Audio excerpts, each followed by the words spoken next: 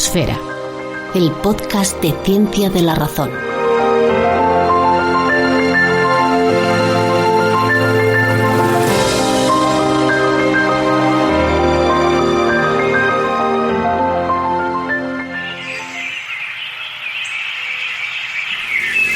Talas,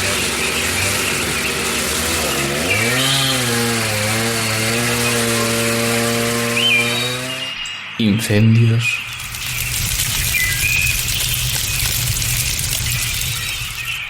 furtivos y con ellos vienen los microplásticos, la lluvia ácida, el cambio climático, la agricultura extensiva y la lista continúa. Son los principales responsables de que estemos perdiendo especies a un ritmo tan frenético. Decenas de miles de especies se extinguen cada año. Y puede que tú estés pensando, pero ¿y qué más me da? A fin de cuentas, menos especies no quiere decir que se extinga toda la vida. Seguirá habiendo algunos insectos, algunas aves, algunos mamíferos, los más resistentes. Todo será igual, pero con menos variedad. Tampoco parece tan terrible, ¿no?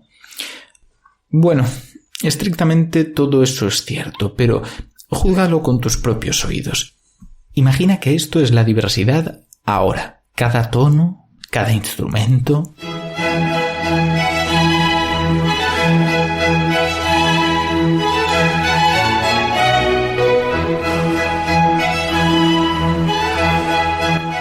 Bien, ahora quitemos unas cuantas notas, o mejor, más que unas cuantas, porque las especies extintas cada año son decenas de millardos. Aquí tienes la primavera de Vivaldi, pero menos biodiversa.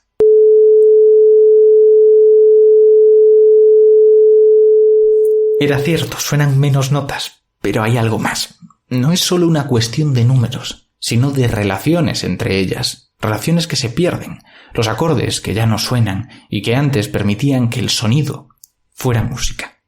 Mi nombre es Ignacio Crespo, médico y divulgador, y esto es Noosfera, el podcast de Ciencia de la Razón.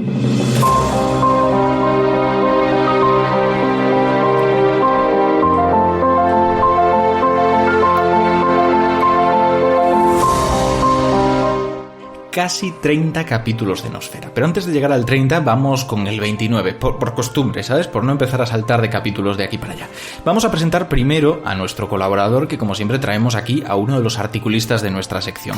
Y vuelve a ser Daniel Gómez, que es diplomado en química, licenciado en bioquímica, máster en biofísica, especialista en neurociencia e inteligencia artificial, autor de 2 libros de divulgación científica, colaborador en la revista Principia Magazine y youtuber científico en el canal Amloy. ¿Qué tal?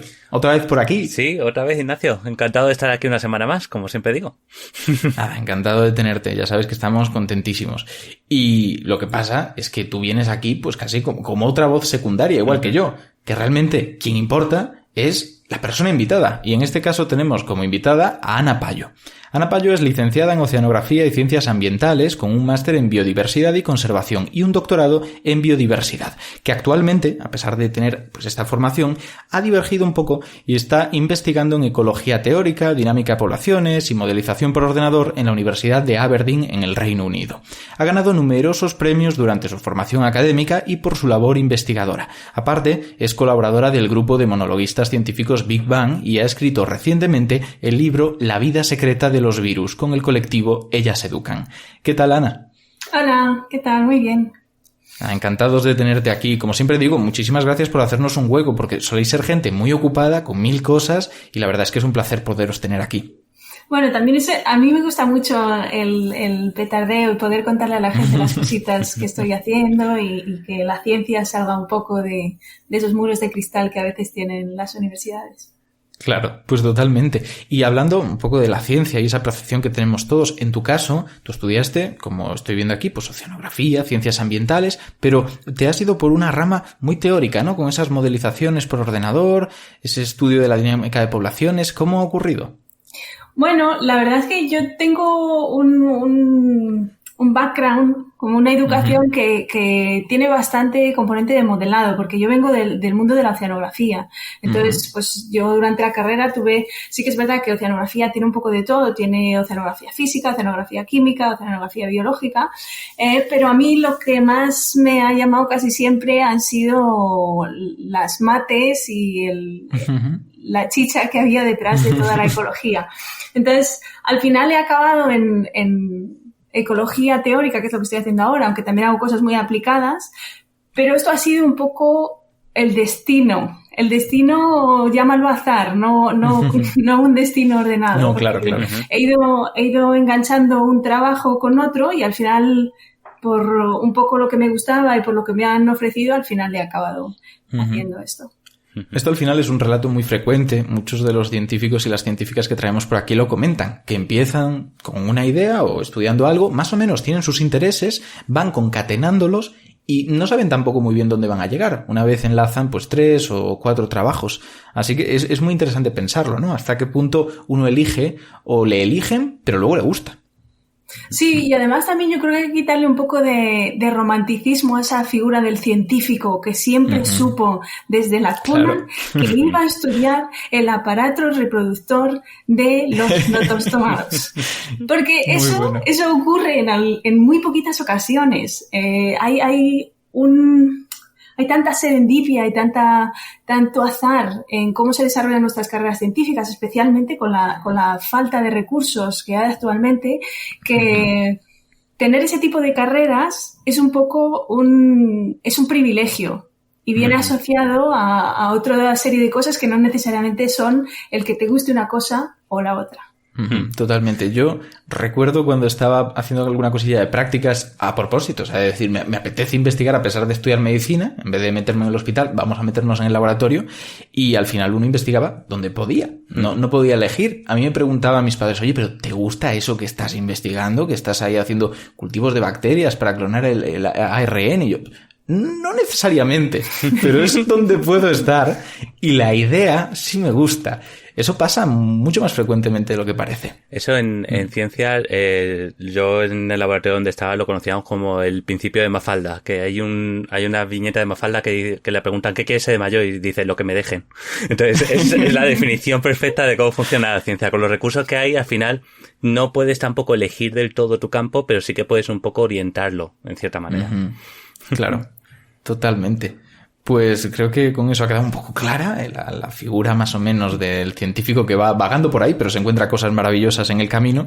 Y dejándolo un poco a un lado, a la vuelta de esta breve pausa publicitaria que vamos a hacer, nos meteremos ya en el tema central del programa de hoy, que es la biodiversidad y todas esas cosas que a veces creemos saber sobre ella y que en realidad pues pueden ser malos conocimientos al respecto, pueden ser confusiones. Enseguida nos escuchamos. Bueno, hemos vuelto ya, ha sido breve y vamos a hablar del tema. Pero antes de empezarnos a meter en lo realmente complejo, empecemos por el principio. De hecho, vamos a aprovechar que nos dejáis muchas de esas preguntas de Noosfera típicas por las redes sociales para adelantarnos a vosotros y sentaros un poco las bases. Antes que nada, Ana, si no te importa, ¿cómo se define la biodiversidad? Porque lo escuchamos muchas veces, pero a veces intuimos su significado. Definir la biodiversidad es como muy fácil pero muy difícil a la vez porque en el fondo la definición es intrínseca a las palabras que han juntado para crear ese concepto. Entonces tenemos bio y diversidad. En el fondo lo que hace referencia a este concepto es a la variabilidad que hay en la vida general. Y esto incluye organismos ya sean terrestres, marinos, plantas, animales vertebrados, invertebrados, hongos, bacterias. Es la diversidad que hay de vida. Y no solo tiene en cuenta eso, sino que también tiene en cuenta otra serie de cosas como pueden ser la variabilidad que hay en los atributos genéticos que tienen o en los atributos fenotípicos, que es como la expresión que tienes de los caracteres, cuál es la variabilidad filogenética y las funcionales, así como pues puede ser los cambios en la abundancia, en la distribución espacial de las distintas especies.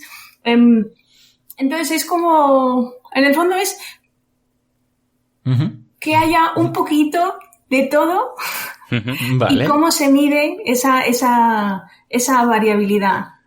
Vale. ¿Y la biodiversidad también tiene en cuenta variabilidad entre individuos o solamente entre especies? Porque tal y como lo has dicho, también entre individuos, ¿no? Sí, también entre individuos. Sí, es no solo entre especies, sino también entre individuos de una misma clase. Por ejemplo, las diferencias entre machos y hembras de una especie, pues eso también sería biodiversidad. Sí. O la variabilidad que hay dentro del acervo genético de una especie, eso también es biodiversidad. Lo que pasa es que cada una de esas cosas está como compartimentalizada en una subcategoría de lo que es la biodiversidad en general. Claro, o sea, tal vez a veces nos imaginamos la biodiversidad como la típica jungla donde hay muchísimas especies distintas en un pequeño espacio, pero podríamos decir que, imaginando dos poblaciones de seres humanos, donde todo es igual excepto que unos tienen todos el pelo castaño y en la otra población tienen pues unos el pelo castaño, otros pelirrojo, otros rubio. La segunda, con esta variación del pelo, sería más biodiversa, ¿podríamos decirlo así? Me he perdido un poco en el hilo que has llevado, pero entiendo que sí. Vale. Yo lo ilustro un poco a veces como para que sea un poco más de andar por casa. Es como, tú vas a un frigorífico, lo abres, vale, hay un montón de cosas. Y tú en tu casa puedes tener 4 o 5 cosas en tu frigorífico y otra persona puede tener 4 o 5 cosas. Esas 4 o 5 cosas que tú tienes no tienen por qué ser iguales en la casa de tu vecino. Entonces tú tienes una diversidad de cosas que tú consumes dentro de tu frigorífico y tu vecino tiene otra. Y juntas generan otro nivel superior de diversidad. Vale, perfecto. Pues ahora que más o menos ha quedado claro, yo creo que ha quedado claro para todos los que estén escuchándolo, la pregunta es, y puede parecer un poco impertinente, pero es que muchos lo estarán planteando, ¿por qué es importante esto? Bueno, porque es la base de la vida tal y como la conocemos en el planeta. De ella depende. Muchas veces a mí me hace gracia que la gente y en los discursos conservacionistas muchas veces se dice tenemos que salvar el planeta, tenemos que salvar la biodiversidad. Es cierto que la biodiversidad tiene un valor per se, intrínseco, como lo puede tener el arte y como lo puede tener la cultura, que se ha de preservar porque tiene un valor innato en su propia existencia. Pero es que nuestra supervivencia depende de la conservación de esa biodiversidad, porque es la que nos surte de todos los recursos que nosotros tenemos. Lo que nosotros comemos es parte de esa biodiversidad. Que nosotros en el futuro seamos capaces de abastecernos y de que seamos resilientes frente a los efectos del cambio climático dependerá en mucha medida de la biodiversidad. Esa misma biodiversidad es la que controla los ciclos biogeoquímicos que regulan la producción del oxígeno, la captura del carbono. Es la misma que regula el clima en las zonas biogeográficas del planeta. Nosotros tenemos un clima que muchas veces está regulado por el tipo de vegetación que tenemos alrededor de nosotros. Por ejemplo, en las ciudades no es lo mismo tener una zona jardinada que cuando pasas por ella pues da fresquito y tiene otro tipo de temperatura, otra humedad, otra sensación, que pasar por un descampado que está pelado. Entonces, hay muchas cosas que son muy obvias y muy evidentes y otras que igual son un poco más sutiles y que están un poco más lejanas de nuestro día a día, pero siguen estando ahí, son importantes. Tal y como lo dices, es eso, ¿no? Es decir, no es solamente la biodiversidad con la que entramos en contacto, que es lo que la mayoría de personas entienden como importante es las especies que vemos y se estimen las especies que no vemos, pero el medio ambiente como tal funciona por un equilibrio de muchas especies que no está claro que están ahí, pero son importantes, como puede ser el plancton en la vida marina. Es decir, cosas que no son tan sencillas de ver y que son importantes mantenerlas como parte de la biodiversidad. Sí. Y, por ejemplo, en cosas que son así igual más cercanas, nosotros en los supermercados casi siempre tenemos las mismas variedades de verduras. Pero eso no quiere decir que esas sean las únicas verduras que existen. Y esas verduras que nosotros consumimos son el resultado de procesos de selección y de cruces entre distintas variedades para obtener las características que el mercado o que nosotros como consumidores elegimos como más favorables. Pero para llegar a eso han hecho falta que haya habido un acervo muchísimo más grande del que hayamos podido seleccionar. Y si esa variabilidad que teníamos antes desaparece, cuando miremos al futuro no seremos capaces de generar esas variedades. Claro. Ahí estamos viendo las implicaciones que tiene, por si alguien pensaba que esto de la biodiversidad era simplemente, como decía Ana, pues como un cuadro que es bonito en sí mismo, que dice me gusta ver variedad de animalillos en la selva. No es eso. Estamos hablando de algo con implicaciones mucho mayores.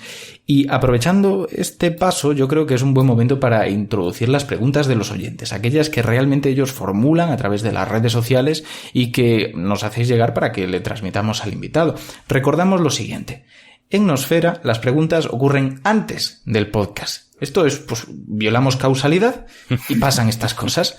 Entonces, tenéis que saber que si tenéis intención de preguntar alguna cosilla, lo que tenéis es que estar atentos a las redes sociales. De vez en cuando buscáis el almohadilla Nosfera y veréis. Si pudiera preguntar cualquier cosa a un experto en, o una persona experta en, o lo que sea, pues ahí lo introducimos, si es en tecnomarcadores, si es en bioética, si es en qué.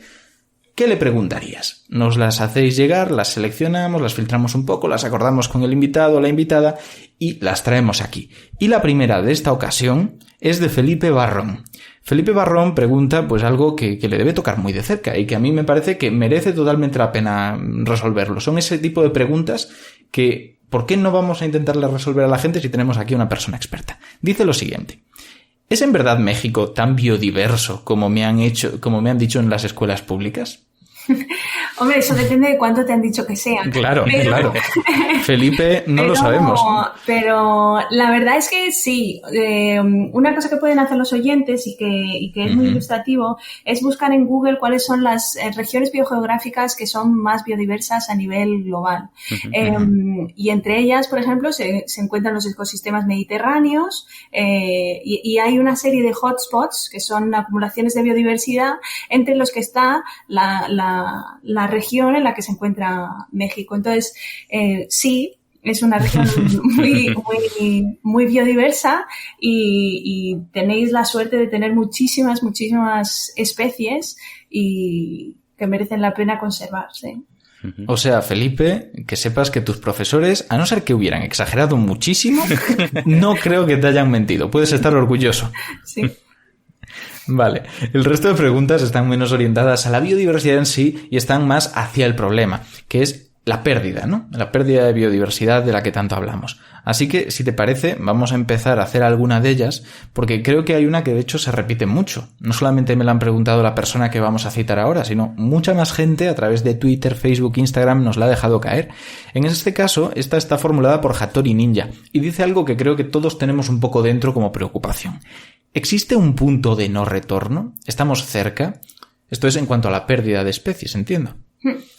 A mí esta pregunta siempre me gusta mucho, aunque sea una que se repite. Y yo creo que, aunque es interesante, es una pregunta que muchas veces, por cómo está formulada, podemos caer en la desesperanza y en el, bueno, pues no hay nada que hacer. Entonces, yo creo que debemos de formular la pregunta de otra manera. Es, ¿qué es lo que tenemos que hacer para evitar seguir al ritmo de pérdida de especies que llevamos? Que, por ejemplo, ahora mismo, si miráis el último reporte de biodiversidad del IPBES, lo que dice es que ahora mismo hay 1 billón de especies animales y plantas que están en peligro de desaparecer en las próximas décadas y que, además, 3/4 partes del medio ambiente terrestre y aproximadamente el 66% de los océanos están alterados de manera significativa. Entonces, esto supone una amenaza brutal frente a la biodiversidad. Hay diferentes causas que han generado esto y ellos lo que hacen es que identifican 5 como las principales causas de pérdida de la biodiversidad. Uno es los cambios de usos de suelo, la explotación directa de los organismos, el cambio climático, la contaminación y las especies invasoras. Entonces, yo creo que las discusiones ahora mismo tienen que girar en torno a qué es lo que vamos a hacer para detener esta tendencia. Vale. Tiene sentido, sí, la verdad es que la pregunta está mejor formulada. Sí, es también un poco parecido realmente a lo que nos preguntaba José Venegas, que dice, ¿aún hay tiempo de mitigar la extinción de especies y la alteración de los procesos naturales? Él ya habla de mitigar, entiendo que va por esta línea. Sí, además es que no es si hay tiempo o no hay tiempo, es que lo tenemos que hacer. Claro. O sea, debería de ser por imperativo legal. Todavía no hemos llegado ahí. Estamos como en ese proceso, pero sí, tenemos tiempo, pero tenemos que apretar. Sí, claro. No vale ser conformistas y no vale decir, bueno, lo estamos intentando, es que, bueno, es muy difícil, sí, es muy difícil, pero tenemos la tecnología, los medios, la capacidad, entonces... Voy a reformular, con el permiso de nuestros oyentes, otra pregunta que tenemos aquí, porque en parte está contestada, pero creo que va a aclarar una cosa también. Nos la hace Mar Rubio y está preocupada por si realmente estamos ante la siguiente gran extinción. ¿Tú estos datos, estas cifras de las que nos hablabas, las catalogarías como tal, como una gran extinción? Bueno, yo creo que lo que sea mi opinión personal o no es un poco, eso es un poco irrelevante, pero a nivel científico hay consenso de que esta es posible que sea una de las grandes extinciones que se ha observado en la naturaleza. Otra de las cosas que preguntaba Mar, si no me equivoco, es que qué pasa después de una gran extinción como esa. La verdad es que es muy difícil saber qué es lo que va a pasar después de esta. Se sabe lo que pasó en las anteriores. En las anteriores, por ejemplo, ocurrieron fenómenos de radiación adaptativa en las que según qué grupos tuvieron unos fenómenos de especiación, perdón que a veces me faltan las palabras en castellano, fenómenos de especiación en los que los números de especies dentro de esos grupos se multiplicaron como respuesta a que otras especies desaparecieron.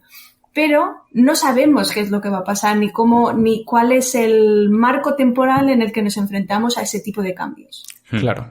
Además, otras extinciones tal vez fueron por cambios que eran más repentinos, tanto en su llegada como en su ida, ¿no? Su desaparición. En este caso puede ser un cambio más sostenido, que no deje facilidades a las especies que sobrevivan para radiar, tal vez. Bueno, lo que hay que intentar tener es un poco de perspectiva en tiempo geológico, de alguna manera, que muchas veces a nosotros nos falta por cómo es nuestra propia naturaleza humana y por esta inmediatez en la que vivimos. Muchas veces tener que esperar 2 años para obtener un resultado nos parece que es una cantidad ingente de tiempo, cuando en Twitter no hacemos más que con el dedo tirar para arriba y ver millones de datos y de información al segundo. Entonces, tener un poco de esa perspectiva en tiempo geológico de cómo van a pasar estos procesos es importante. Claro. También hay que tener en cuenta, es decir, tal y como lo estamos diciendo, hay un problema de velocidad. Es decir, somos mucho más rápidos extinguiendo especies que todo el proceso de especiación y generación de nuevas especies es mucho más lento. Es decir, cada especie que destruimos no es tan fácil volver a recuperarla o volver a generar nueva biodiversidad a partir de ella, ¿no? Claro, bueno, la clave está en que lo que nosotros extingamos no se lo puede recuperar. O sea, podrán surgir otras derivaciones, sí. Otras derivaciones, otras combinaciones de lo que ha quedado. Pero aquello que se extinga no vuelve, no hay vuelta atrás. Sí, desaparece. Vas eliminado del paisaje de la biodiversidad. Claro, totalmente. Pues yo creo que, hablando un poco de extinciones, lo que nos preguntaba Mar iba por esta línea. Guillermo nos hace una pregunta muy parecida. Habla de quién ha influido más en esta extinción de especies animales. Y él plantea como pues no una dicotomía, porque hay más de una opción, pero dice el hombre o el cambio climático, o etcétera. Hace una enumeración. Entonces, en este caso, ¿qué le responderías? Yo le respondería que el cambio climático también está causado por el hombre. Entonces, sin lugar a dudas, el gran causante de esta pérdida de biodiversidad que estamos observando es el hombre. Y como decía antes, pues hay estas 5 causas que están detrás de esa pérdida de biodiversidad: los cambios de uso de suelo, la explotación de organismos, en donde entra la caza que cita a Guillermo, el cambio climático, la contaminación y las especies invasoras. Y todas estas son consecuencia de las actividades humanas. Entonces, claro, es importante mirarnos a nosotros y ver la responsabilidad que tenemos en todo esto. Y es importante ver lo que decía antes, lo que decías antes, de la velocidad a la que nosotros estamos generando estos cambios. Porque muchas veces se hace este debate de que ha habido muchos cambios climáticos en la historia geológica, y se hace referencia a los ciclos de Milankovitch, pero estos cambios que han ocurrido a escala geológica no han tenido en ningún caso una velocidad similar a la que nosotros estamos generando en los cambios de CO2 y de la temperatura. Justo eso es lo que nos pregunta Juan Javier Reta, que dice: ¿es cierto que estamos ante el fin de una glaciación? ¿Sin la intervención humana en este periodo de masiva industrialización sería igual de inminente el cambio climático? Ya no si habría o no, sino igual de inminente. Bueno, no, la velocidad a la que ocurriría ese cambio sería mucho menor, y es muy ilustrativo muchas veces ver los gráficos de niveles de CO2 en los últimos 400.000 años y ver cuáles son las oscilaciones, y se ve una clarísima tendencia a la alza, en la que ahora mismo estamos emitiendo a la atmósfera más del doble de cualquier máximo histórico. Sí. Y histórico, quiero decir, no histórico en tiempo de historia, tal y como se entiende dentro desde que hubo escritura y demás, sino desde que tenemos registros en los cores de CO2. Ya estamos hablando de emisiones, de ese doble histórico, pero hay una pregunta que va por este camino y que es más de rabiosa actualidad. Nos la hace en concreto Betina Inés y dice: ¿cuánto ha aportado la pandemia del coronavirus a la mejora del medio ambiente? Entiendo que se refiere a todas estas noticias por las cuales, al cerrar industrias, se ha reducido la emisión de gases. ¿Hasta qué punto ha afectado esto? Bueno, yo creo que es todavía un poco pronto para aventurarse a hacer un análisis de cuáles han sido los impactos del coronavirus en la pérdida de la biodiversidad, principalmente porque todavía estamos dentro de esa pandemia mundial y todavía no se han empezado a producir algunos artículos en el campo que yo más trabajo. Por ejemplo, ha habido algunos que son las aves ahora mismo, ha habido algunos que miran cómo debido a la reducción de ruido en las ciudades y en los ambientes urbanos, hay cambios en el comportamiento de las especies. Pero, ¿qué consecuencias tiene eso luego a nivel poblacional, a nivel de pérdida de biodiversidad? Es posible que haya algunas evidencias ya, pero yo creo que es un poco pronto para aventurarse a hacer un análisis. Claro. Antes comentabas que tras una gran extinción, pues quedan algunas especies que luego radian, cambian y ocupan esos nichos vacíos. Pero aquí pregunta, por lo tanto, Silvia Arroyo, que ¿qué seres vivos son más resistentes a los cambios? Porque claro, estamos diciendo que algunos sí sobreviven. ¿Qué cabe esperar al respecto? Esa es una pregunta súper difícil. Ahora mismo yo creo que aquellos organismos que antes hablábamos de esa biodiversidad a nivel de acervo genético, a otros niveles que no son necesariamente entre las especies, aquellas especies que tengan una variabilidad genética más alta y que dentro de esa variabilidad genética esté la información que les permita adaptarse a estas nuevas condiciones que vamos a observar en la naturaleza, serán aquellas que sean capaces de adaptarse, y las que no, pues lo pasarán un poco peor. Entonces, la clave ahora mismo yo creo que está en la capacidad adaptativa que tengan cada una de las especies. Si tú tienes, por ejemplo, el oso panda, tú dices, ¿cómo ha sobrevivido esta especie que ha evolucionado a solo comer bambú ¿Cómo ha conseguido aguantar tanto tiempo? Pues ha conseguido aguantar tanto tiempo porque sigue habiendo bambú o sigue habiendo alguien que le proporciona ese bambú. Sin embargo, en el momento en el que ese bambú desaparezca, con ella irá la especie. Claro. Sin embargo, aquellas especies que tengan un nicho ecológico, unas preferencias más amplias, serán capaces de adaptarse a cambios en los recursos que tienen disponibles. Si solo usas un recurso y ese recurso desaparece, mal asunto. Claro. Está claro. También tiene lógica lo que dices de la variabilidad genética. Mayor variabilidad genética dentro de una misma especie implica más cartas para poder usar en caso de querer aguantar un cambio. De manera que tienes más herramientas a tu disposición para que una parte de esa especie pueda sobrevivir ante el cambio, ¿no? Sí. Y todo esto tiene como unos costes y unos beneficios. Por ejemplo, si tú estás súper especializado en una función y haces esa función súper bien, es probable que siempre y cuando haya esas condiciones en las que tú puedas cumplir tu función, tu fitness, tu capacidad de reproducirte y de generar descendencia será más alta que la de aquellos que no están tan especializados. Y que igual van de flor en flor, pero en condiciones donde haya mucha variabilidad y donde tengas que ir de un sitio para otro, estas especies lo van a pasar peor. Claro. Vamos a volver un momento al tema del cambio climático de forma más estricta, porque nos hacen una pregunta que creo que es bastante interesante, nos la hace aquí Uliten, y va un poco por esa línea. Además, teniendo aquí a una oceanógrafa, pues viene fantástico para responderla. Lo que comenta es lo siguiente. ¿Qué pasa con las corrientes marinas y los ecosistemas marinos? He oído muchas veces que las grandes corrientes se están debilitando y que eso podría ser fatal, pero no tengo mucha información. ¿Cómo podemos darle más información? Pues esta es una pregunta que a mí me gusta mucho y que me parece súper interesante y que está basada en cómo funciona la cinta transportadora de energía dentro de los océanos.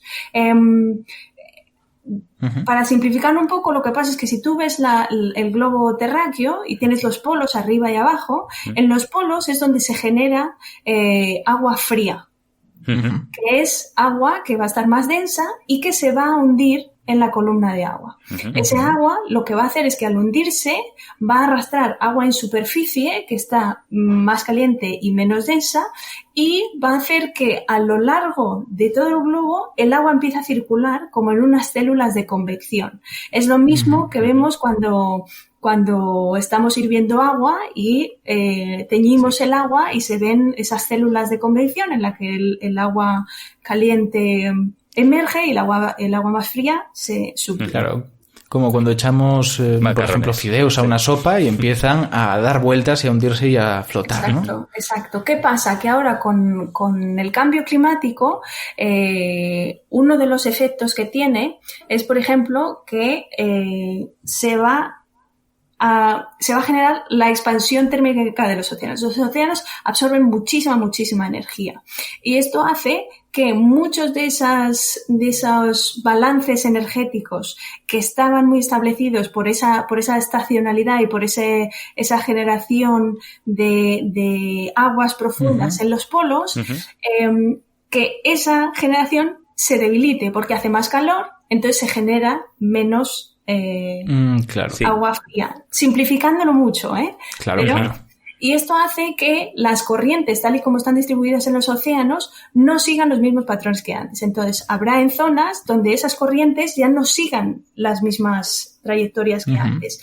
Uno de los temas que genera mucha, no incertidumbre, pero que está en el punto de mira es cuando en el polo norte, que es el polo es hielo, no hay un continente debajo del polo como ocurre en la Antártida. Si vemos que está retrocediendo, como está ocurriendo en los últimos años, donde llega el hielo de invierno, puede llegar un momento en el que el polo quede libre de hielo. Sí. Y eso no solo afecta que desaparezca todo el hielo que vemos normalmente en el Polo Norte. Sí, eso no solo afecta a cómo se organizará geopolíticamente el polo y las rutas de transporte y la economía asociada a la explotación de los recursos en los polos, sino que eso también tendrá muchas implicaciones en la circulación de agua oceánica. Sí, claro. Entonces, por ejemplo, nosotros tenemos un clima que es un clima, nosotros en España tenemos un clima que es continental, en Zamora o en Madrid, que es continental. Sin embargo, cuando tú miras las franjas climáticas de donde nos tocaría, nosotros tendríamos que tener un clima que fuera mucho más parecido a una cosa como el Sahel, norte de África. Sin embargo, la circulación oceánica nos hace que tengamos un clima mucho más benigno. Sí. Uno de los efectos que se verá con el cambio climático es que tendremos una desertización de la península ibérica en general y que ese clima será más adverso en el futuro. Vale. Claro, pues al final estamos hablando de unas implicaciones muy complejas, como era de esperar, que aquí están pues simplificadas, pero que yo espero que hayamos resuelto algunas de las dudas de Buliten, o al menos le hayamos dado más información, eso sin duda, ¿no? Claro, es que pedía poco en el fondo, no decía aclararme o dejad que lo entienda, es dadme más información. Eso está hecho seguro. Y tengo una duda, es decir, estamos hablando de cómo es el efecto de las corrientes marinas que cambian y cambia a nivel de clima, pero también afecta mucho, supongo, al ecosistema marino, es decir, a las especies que viven dentro del mar. Claro, sí. El mar tiene una cosa que parece muy obvia, pero tiene mucha importancia, es que es un continuo. Y sin embargo, sí que hay zonas que tienen unas características muy diferentes a otras. Entonces, habrá especies que sean capaces de moverse y que sean capaces de desplazarse y un poco mitigar de alguna manera esos cambios que puede haber dentro de sus ecosistemas. Sin embargo, habrá otras que no serán capaces de hacerlo. Por ejemplo, aquellas que dependan del hielo. Ahora mismo hay mucho debate. Ahora se ha aflojado un poquito porque ya ha pasado los encuentros de CAMELAR, de la Comisión de los Recursos de Cambio Climático, que gestiona los recursos antárticos, porque se había propuesto un área marina protegida para proteger el área de las aguas del oeste de la península antártica. Esto se había hecho porque allí es donde vive el 70% del krill de los océanos. El krill son unas pequeñas, un organismo que tiene pinta de gamba, que es rojito, y que es muy importante en el comercio de los ácidos grasos y en cosmética, y se usa mucho como suplemento alimentario. ¿Qué pasa? Que el krill depende de la formación de un tipo de hielo oceánico que se está desplazando cada vez más al sur. Entonces, con ese desplazamiento de ese hielo al sur, también lo está haciendo el krill. Y con él lo están haciendo todas las especies. Entonces, si no somos capaces de proteger de alguna manera las especies, ese krill, que es la base de toda la cadena trófica antártica, y que es muy vulnerable al cambio climático, es posible, y seguramente lo que pasará es que haya una serie de reacciones en cadena en otras especies que per se sí podrían moverse y desplazarse y no morir por los efectos directos de ese cambio climático, sino como consecuencia de una variación en la disponibilidad de recursos y de alimentos que están disponibles para ellos. Claro. Pues estamos viendo, como digo, que es un sistema bastante más complejo y con más interacciones de lo que suponíamos. Esto es algo que ya vimos, de hecho, cuando vino Pablo Ros, que nos estuvo hablando también de todo esto desde otra perspectiva. Y de hecho, él había estado estudiando pues mucho las implicaciones del krill con la hipótesis CLO. Podéis echarle un ojo, que es muy interesante ese capítulo. Bueno, como siempre que habla Pablo Ros. Y si lo habéis acabado de escuchar y pues queréis volver a pues volved a escuchad este nuevo tantas veces como queráis, que yo creo que también vale mucho para complementar uno al otro.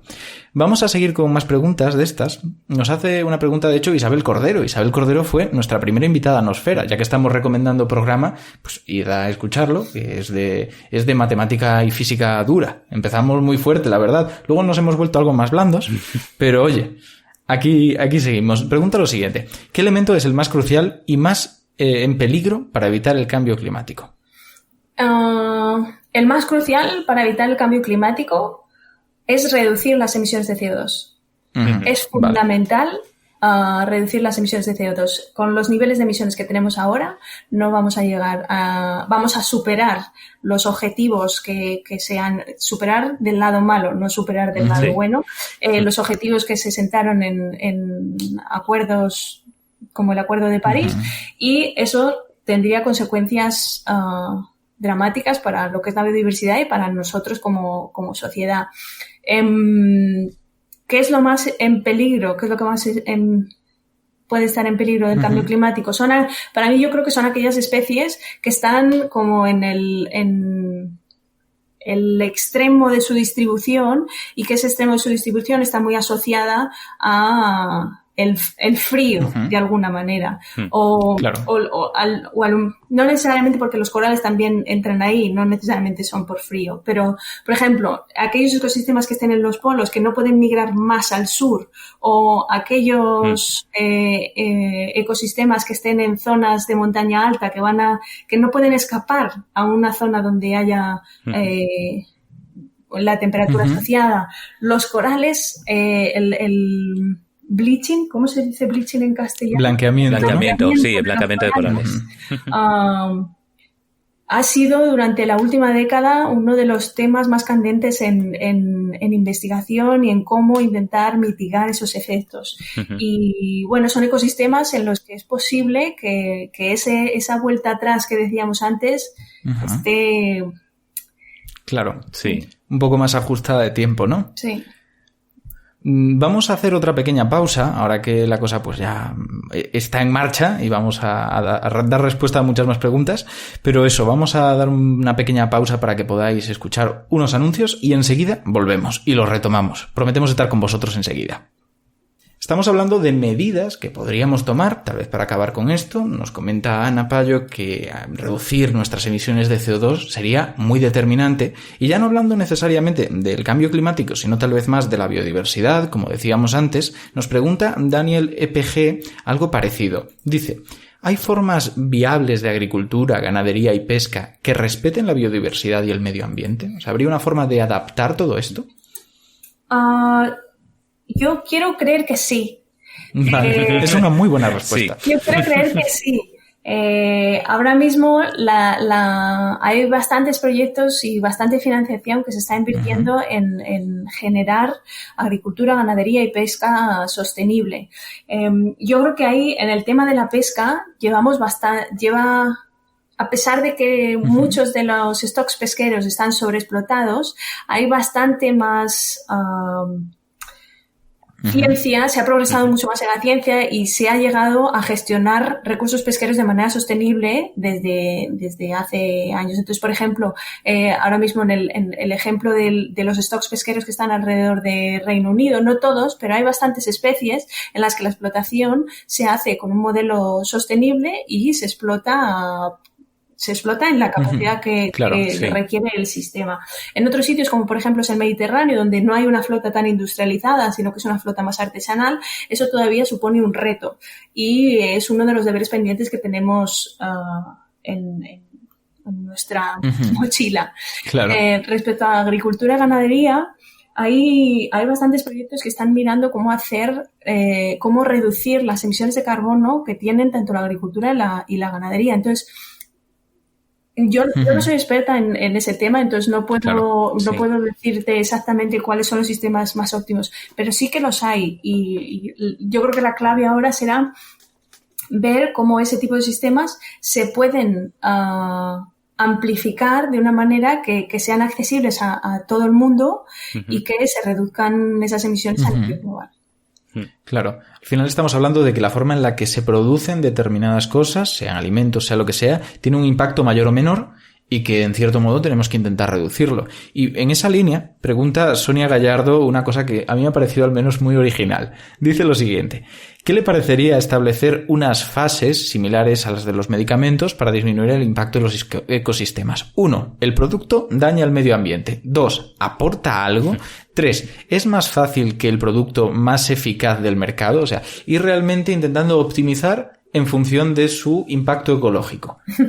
Hombre, a mí usar la mercadotecnia para reducir y cambiar las actitudes de la gente me parece que es importante y que tendrá que pasar. Yo creo que ya hay bastantes evidencias de un cambio, sobre todo en un sector de consumidores de alto poder adquisitivo, que están haciendo este cambio hacia productos que son más sostenibles o que parecen ser más sostenibles.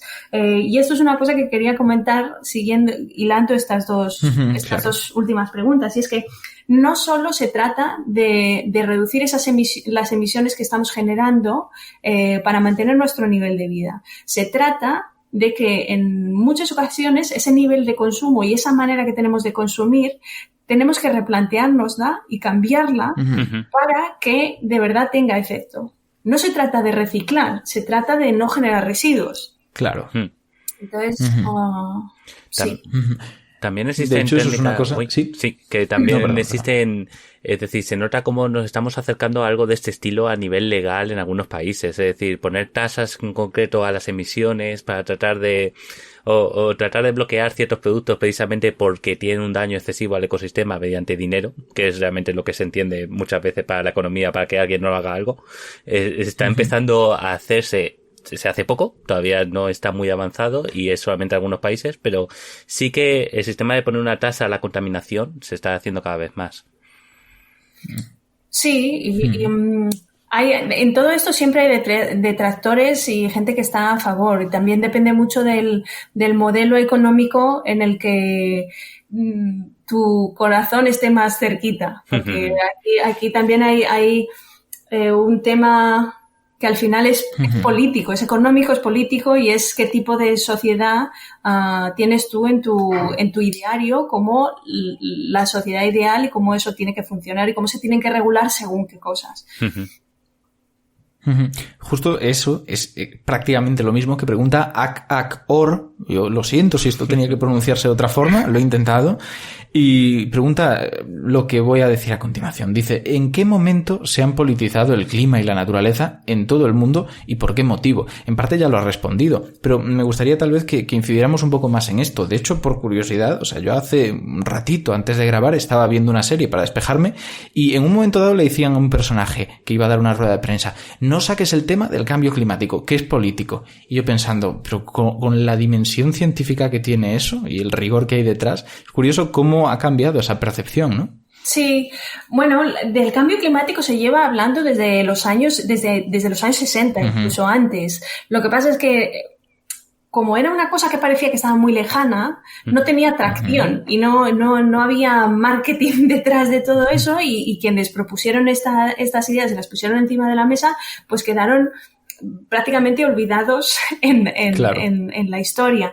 Pero esa gente fueron visionarios de a lo que nos íbamos a enfrentar y serían los padres del te lo dije.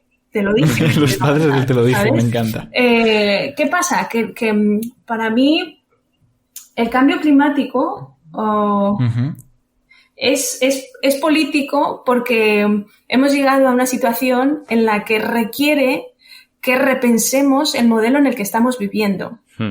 Y si bien es cierto que muchas veces se asocia el cambio climático o estar a favor de luchar contra el cambio climático con cierta ideología, que es por lo general una ideología de izquierdas más que una ideología más liberal, a mí me parece que eso nace del desconocimiento y que nace de una herencia de una historia cercana que no refleja lo que debería de ser. Porque seas del color político que seas, si seas de la ideología que seas, si tú crees en una economía capitalista, tú necesitas todos los recursos para que el sistema funcione. Y si tú expolias esos recursos, estás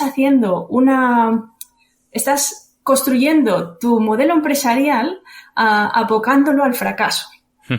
Claro. Entonces, incluso dentro de un modelo liberal, se ha de tener en cuenta de dónde vienen las materias primas y cómo es la manera más sostenible de generar el máximo de beneficios sin hacer que tu empresa se fagocite a sí misma.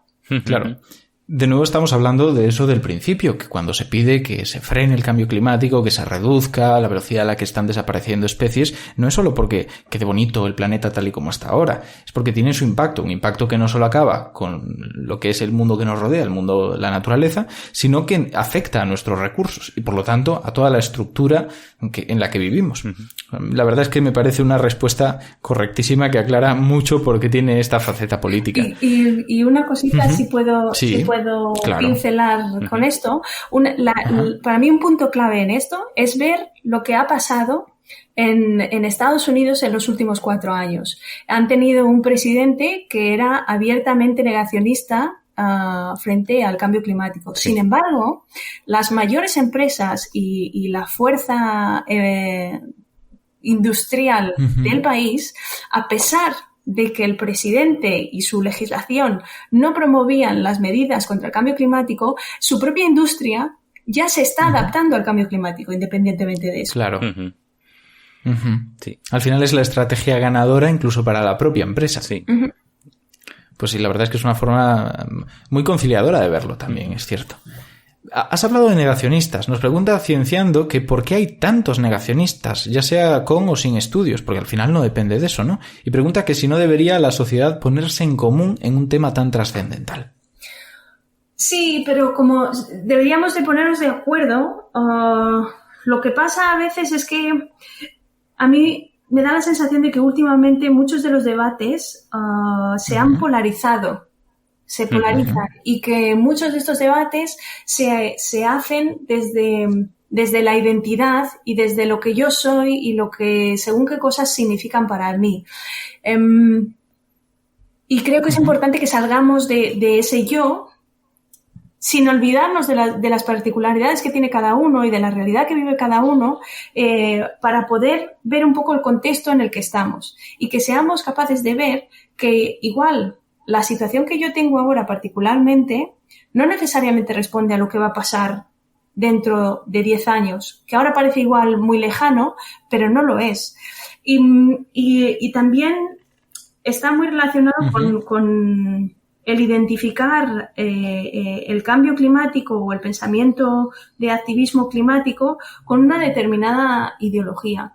Y una cosa tiene que quedar muy clara, que es que cuando ha habido grandes inundaciones, esas inundaciones no entienden de color político.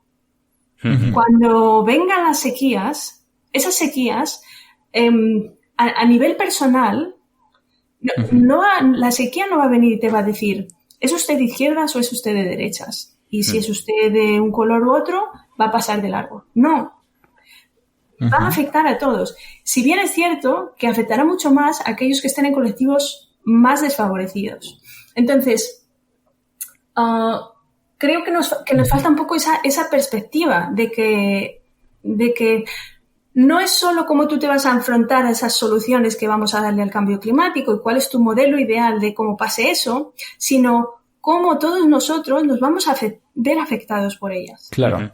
Al final es lo que decías, que la solución o la forma en la que vayamos a enfrentarnos sí que tiene implicaciones políticas porque pasa por remodelar la estructura en la que vivimos, pero el problema en sí, el cambio climático en sí, ya no es tan político, es una realidad que te toca, votes a lo que votes. También creo que hay cierta componente, suele aparecer negacionistas cuando es algún tipo de amenaza que es a medio o largo plazo o no se puede ver con facilidad. Es decir, estamos viéndolo actualmente también con el tema del COVID, que el hecho de no verlo, aunque esté ahora mismo presente, hace que existan negacionistas porque requeriría cambiar ciertos comportamientos, sacrificar ciertas cosas que pasa tanto en el cambio climático como aquí. Es decir, hace falta sacrificar nuestro estilo de vida actual, aunque sea ligeramente, para poder mejorar el planeta o algo que no es tan fácil de ver a nivel psicológico. Claro. Y sabes que, ¿sabéis qué? Que no es tan raro, ¿no? Que encontremos a personas que tengan esta visión. Por desgracia, hay todavía mucha gente que no acaba de verlo. Y estoy bastante convencido de que por cómo funcionan las redes sociales y cómo funciona iVoox, alguien de quien nos está escuchando, como mínimo 1 o 2 personas, serán posiblemente negacionistas de todo esto. Y es muy probable que algunos de ellos, a su vez, vayan a escribir en los comentarios. Y quiero que sepáis que ya hemos pensado en vosotros y que nuestros oyentes han pensado en vosotros cuando nos han escrito las preguntas. De hecho, nos pregunta aquí Cedreac una cosa que creo que, bueno, pues ya queda como respuesta perfecta para cualquiera que quiera responder aquí en iVoox. Y es, ¿qué decir a los que tachan de catastrofistas a quienes solo cuentan resultados y proyecciones razonables basadas en datos? ¿Tú qué dirías en este caso? ¿Qué es lo que sueles responder cuando te tachan de catastrofista? Yo trato siempre de tener un discurso optimista. Uh-huh. Claro. Si bien es verdad que igual esto son fases del proceso de duelo, uh-huh. Es como cuando te deja una novia y al principio dices no, esto no puede ser, estás en fase de negación, luego pasas a estar muy enfadado, luego pasas a asimilarlo, luego pasas a procesarlo. Yo durante mucho tiempo pasé tiempo enfadada y de alguna manera rabiosa porque me sentía igual, y habrá oyentes que se sientan también parecido, me sentía un poco como con las manos atadas y no sabía cómo contribuir a que el cambio climático no siguiera avanzando, claro. Y a que no hubiera esos efectos. Uh-huh. Ahora me ha servido mucho escuchar a la autora del Acuerdo de París, a la autora intelectual del Acuerdo de París, que es Cristiana Figueres. Y ella tiene una charla de TED, me parece que es, en la que ella habla de cómo en uno de los primeros en una de las primeras ruedas de prensa que dio como responsable del panel, le preguntaron que si creía que iba a ser posible encontrar una solución. Y esto venía después de los encuentros de la cumbre anterior, que habían sido un fracaso. Y ella dijo, no mientras yo viva. Y claro, cuando ella dijo eso, se dio cuenta y dijo, yo, como responsable de esto, no puedo tener esta actitud. Mi actitud tiene que ser la de construir puentes y hacer ver a toda esta gente que es posible. Sí. Y lo consiguió inyectar optimismo en el sistema y poner a todo el mundo a remar en la misma dirección. Y poner de acuerdo a todos los países en un acuerdo como ese es un reto grandísimo. Si ellos, desde luego, ellos a esos niveles se han puesto de acuerdo, ¿por qué no vamos a poder nosotros? Claro, totalmente. La verdad es que es muy buena reflexión. Es una pena que no acabe aquí el podcast porque es muy buena reflexión para terminar. Pero yo no he tenido pericia suficiente y he dejado una pregunta distinta para el final porque me parecía más divertida. Al final me ha podido el pachachismo. Pero bueno, vamos de todos modos. También es una forma de acabar con optimismo, ¿no? Ver cómo hay gente que plantea las preguntas de forma totalmente opuesta a lo esperable. Nos la hace aquí Rubén Martínez y me parece maravillosa porque lo ve desde la otra perspectiva y creo que transmite muy bien lo que estamos haciendo. Dice lo siguiente, y va muy al grano, ¿eh? ¿Qué hace falta para destruir el planeta lo más rápido posible? Lo más rápido posible. Claro, exacto. Yo le respondería como tontería, ¿eh? ¿Para qué quieres saber eso? Jaja, saludo. O sea, para mí esa es la respuesta, pero teniendo una experta, ¿qué le dirías? Me ha encantado tu respuesta y no quiero meterme yo en estos temas eugenéticos del Claro. Vaya. Vale. Comprendo. Pero bueno, que claramente, y le dedicaremos, si tenemos la suerte de tener una nueva temporada de Nosfera, vamos a dedicarle uno a la superpoblación, que desde luego es algo relevante. Claro, y es algo interesante y que se puede estudiar también desde sociología. Y oye, sociología también es ciencia, ¿por qué no vamos a introducirlo? Pues con eso creo que hemos terminado ya la tertulia, a no ser que queráis decir algo más antes de pasar a esas preguntas humanizadoras de él o la científica que traigamos. ¿Tenéis alguna cosilla más sobre todo esto? Oye, pues qué bien. Entonces hemos acabado ya por lo alto. Con las dos últimas preguntas ha acabado todo esto, vamos, para firmar. Pues vamos a hacer una brevísima pausa de anuncios, así pues podéis pensar en las tonterías que acabamos de decir ahora al final, justo estas bromas, y ya volvéis para escuchar pues la parte más humana de nuestra entrevistada. Así que enseguida nos escuchamos. Estamos de vuelta y queremos decir antes que nada una cosa, porque me olvido sistemáticamente en todos los episodios, y es que si os habéis quedado con dudas, que sabemos que sí, porque hay alguna pregunta que no hemos podido responder, podéis hacérnoslas por redes. Si nos las hacéis a Dani o a mí, pues posiblemente no sepamos responderos gran cosa, pero si se la hacéis a Ana, que Ana es la experta aquí, pues va a hacerlo mejor, va a daros una respuesta decente. Así que si queréis, tiene un perfil público que es @anapayopayo, donde podéis hacer las preguntas de divulgación que veáis oportuno. Y ahora sí, después de dejar eso claro, para que no se me olvidara, para que no se me quedara para el final, están las 3 preguntas que hacemos clásicamente a todos los invitados, Ana, que son muy sencillas. Son simplemente para demostrar que detrás de todo investigador, toda científica, hay una persona que tiene sus gustos, sus aficiones y que tiene una vida humana también, ¿no? Una persona que se toma su tiempo libre, que es necesario para estar sano. Entonces, la primera pregunta es si pudieras recomendar un libro que quieras, sea científico o no, de hecho si no es científico pues mejor que mejor, ¿cuál recomendarías? Pues de libro recomendaría uno que no es científico, que es La Plaza del Diamante, de Mercè Rodoreda. Es un libro que los oyentes catalanoparlantes probablemente hayan leído en la escuela, pero yo leí cuando estuve en Baleares y empecé a estudiar catalán, pero lo hay en castellano también. Y a mí me parece un libro precioso que cuenta cómo una mujer vive la guerra civil y las penurias pero está escrito en un tono que es muy diferente a cualquier otro libro. Y no de ficción, ¿no? De no ficción. Otro que me gusta mucho y que estoy leyendo ahora es uno que se llama El mapa de la cultura y que habla de las diferencias que hay entre diferentes culturas en cómo se entiende la comunicación, el tiempo y demás. Y a mí, bueno, que he migrado y me he cambiado de país, me ha resultado fascinante, porque veo cosas y digo, esto es lo que me pasa a mí, claro. Claro, ya entiendo, ¿no? Esto es interesantísimo, ese relativismo noseológico de la antropología, que a veces se lleva un poco al extremo de más, pero que realmente existe, la percepción de la realidad no es la misma en función de la cultura en la que te críes, pues es muy relevante, así que me parece una recomendación fantástica. La segunda es tal vez pues más de más media, ¿no? No es solamente libros, es película. Si pudieras recomendar una película, ¿qué película le recomendarías a la gente? De nuevo, si no tiene que ver con ciencia, mejor, pero si tiene que ver, no pasa nada. Vale, película, otra vez, 2, porque soy una entusiasta. Vale. Una que es el documental que se llama La sal de la tierra, que es de Juliano Ribeiro Salgado, cuenta la historia de cómo él y su familia, él es un fotógrafo muy famoso y con los beneficios de su vida como fotógrafo ha sido capaz de transformar una tierra en Brasil y transformarla de un desierto a ser un auténtico vergel. Qué bueno. Y de no medio ambiente, una que me gusta mucho es Roma. Pues me parecen muy buenas.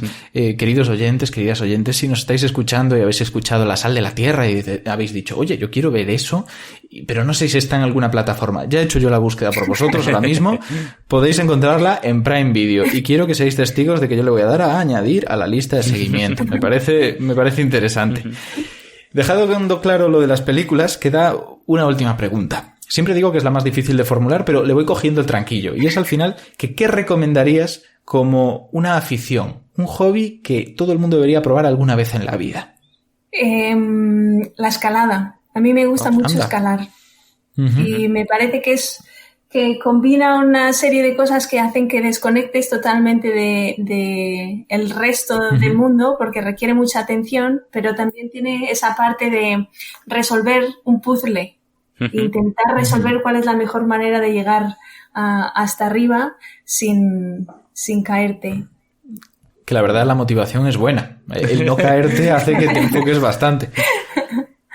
Claro, ahora hablan de gamificar las cosas, ¿no? Para generar atención, que tengas un objetivo, que por lo tanto vayas ganando pequeños logros. En este caso es la mejor gamificación posible. Tú estás jugando por tu vida. El premio es completamente obvio, ¿no? En este caso. Claro, el premio es ahorrarte la escayola, entiendo. Pues oye, me parece muy buen consejo. Creo que nadie nos había dicho la escalada hasta ahora, ¿no? No me suena. Pues oye, muy variante. Entonces, una pregunta muy tonta, ¿vale? Para acabar, pero has recomendado la escalada, que tiene que ver con montaña. Tú que eres oceanógrafa, cuando te responden si prefieres viajar playa o montaña... Es que me gusta todo. Lo que pasa es que ahora, como no se puede hacer nada, pues es como... Claro. Si pudiera viajar, ¿dónde iría? Pues a mi casa.